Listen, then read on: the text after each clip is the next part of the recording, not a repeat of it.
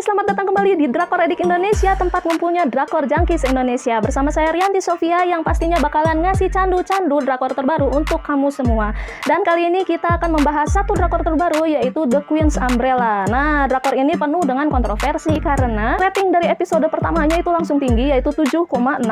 Dan di episode keduanya naik lagi nih, jadi 9%.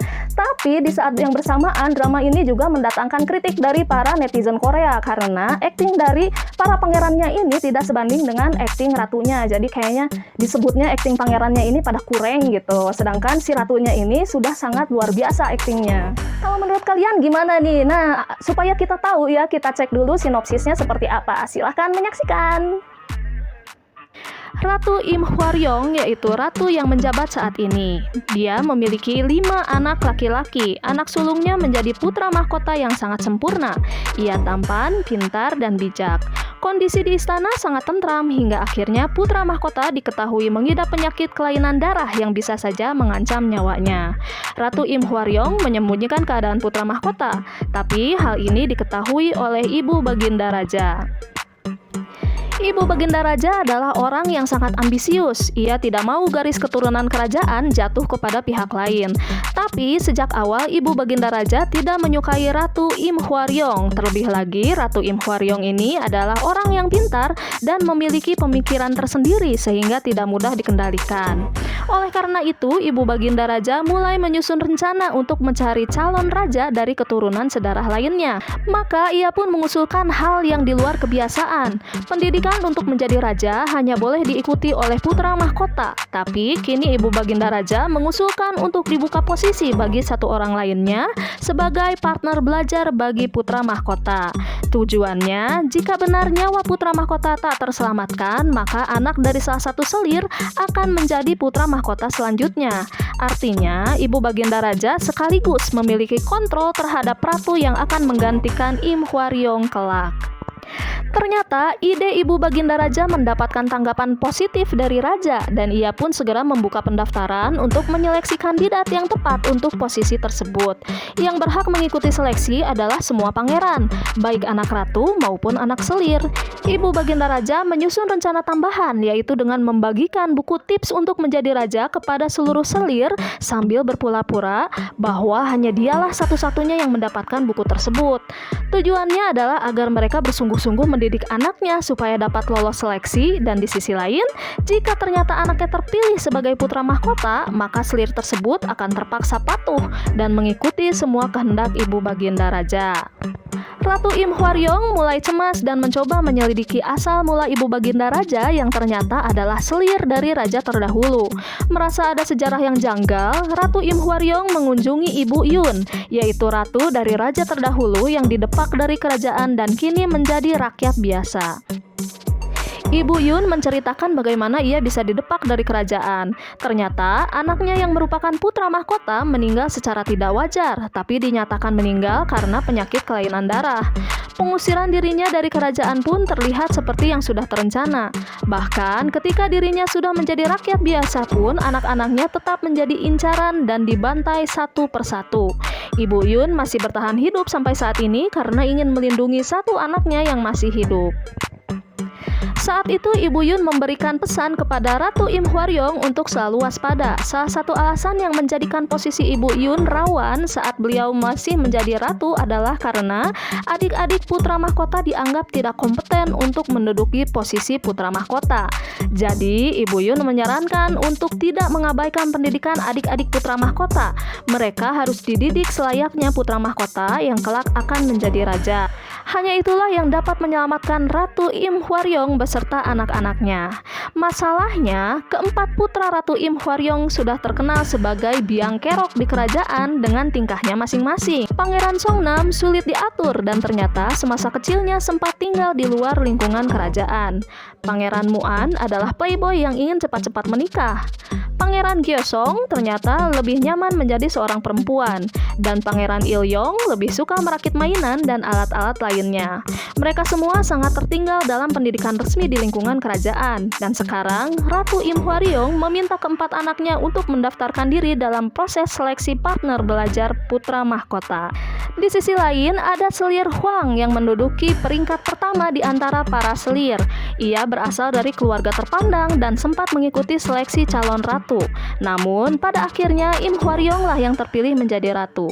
Karena itulah, Selir Hwang menyimpan dendam pribadi dan secara diam-diam mengincar posisi ratu dan ingin menjadikan anaknya, yaitu Pangeran Eisong, sebagai putra mahkota.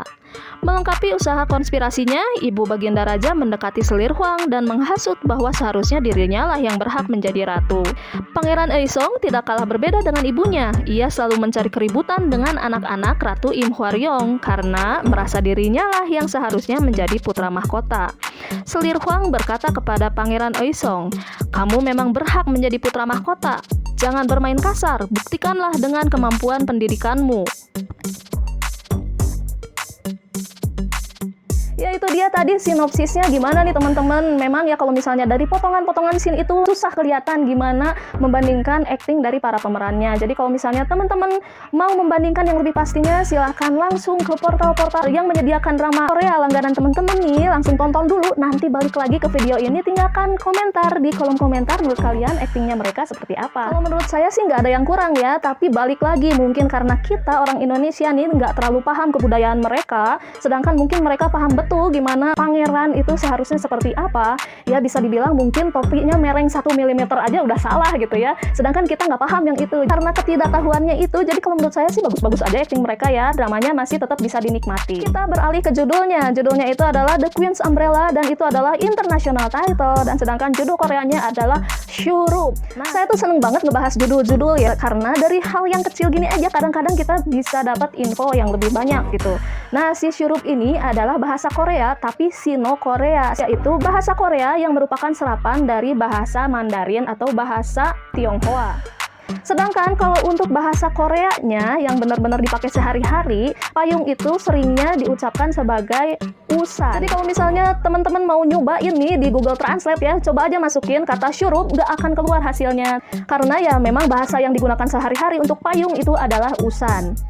Untuk genrenya bisa dibilang ini yang terbesarnya adalah konspirasi dan keluarga. Sedangkan untuk komedi dan romansnya ini ada tipis-tipis aja. Padahal kalau misalnya ngelihat trailernya itu ya kayaknya komedinya kental banget. Tapi pas ketika ditonton filmnya ini justru lebih besar di konspirasinya. Jadi kerasa ketegangan konspirasinya itu lebih intens dibandingkan dengan komedinya. Keunikan dari drama ini gitu ya, saya jadi membayangkan ya. Masih ingat kan teman-teman dengan drama Sky Castle, di mana para orang tua menyiapkan anak-anaknya untuk mendapatkan pendidikan yang paling bagus sehingga mendapatkan kehidupan yang lebih bagus juga ketika mereka dewasa nanti.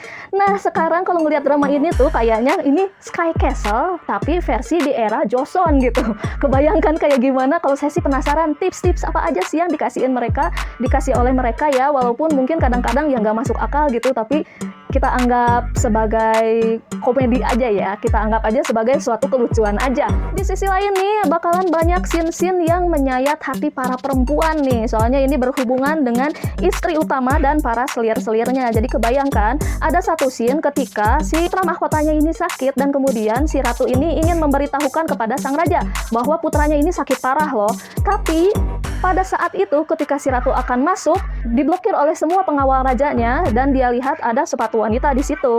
Dan berarti itu tandanya si raja itu lagi bersama dengan selirnya yang entah yang mana, karena selirnya ini banyak sekali. Jadi kalau di situ sih saya agak-agak gimana ya, mengelus dada gitu ya. Kebayang kalau saya dikituin gimana.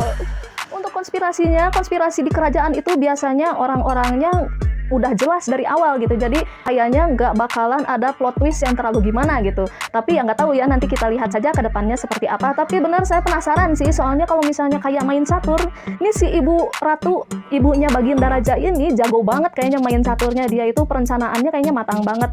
Nah apakah si Ratu Im Hwaryong ini bisa mengalahkan aksi dari ibu Baginda Raja ini? Nah kita sama-sama tonton ke depannya ya. Satu lagi yang menarik dari drama ini, di situ diceritakan bahwa ada sebuah desa yang sedang tertular penyakit berbahaya yang sangat menular. Jadi desa tersebut diisolasi. Nah ini sepertinya ilhamnya dari keadaan kemarin-kemarin ya, COVID-19, tapi diimplementasikan di keadaan era Joseon. Nah kira-kira nih bagaimana cara penyelesaiannya? Apakah sama seperti jaga jarak, rajin cuci tangan, dan pakai masker? Ya, kita lihat saja nanti ke depannya seperti apa. Yang pastinya akan sangat menarik karena pasti relate banget dengan kehidupan kita sehari-hari ya sekarang ini. Itu dia kurang lebihnya yang bisa saya sampaikan dari drama yang satu ini. Gimana nih teman-teman, tertarik nggak untuk menjadikan drama yang satu ini sebagai candu terbaru kamu? Kira-kira bakalan kecanduan nggak ya? Kalau saya sih kayaknya pengen nonton terus kelanjutannya seperti apa karena konfliknya seru dan memang saya akui ini aktingnya si Ratu ini jempolan banget. 2 thumbs up untuk Ibu Ratu. Sampai di sini dulu video kali ini. Saya Rianti Sofia pamit undur diri dan habis ini kalian bisa lihat deretan para pemainnya. Sampai jumpa lagi. Bye bye.